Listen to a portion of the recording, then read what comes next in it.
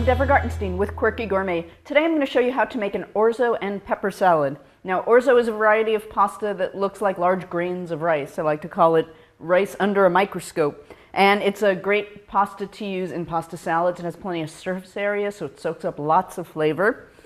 This is the orzo. I've pre-cooked it.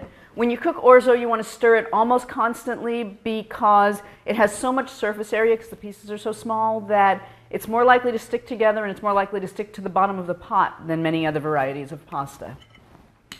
So I pre-cooked this and I put just a little bit of olive oil on it to keep it from sticking together while holding it.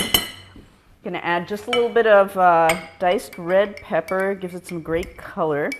It's nice and sweet. A little bit of chopped cucumber.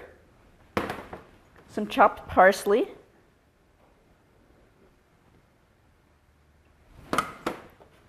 Some chopped green onion. Fresh mint.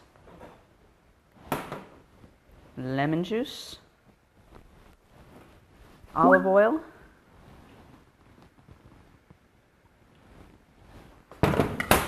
And salt. And black pepper.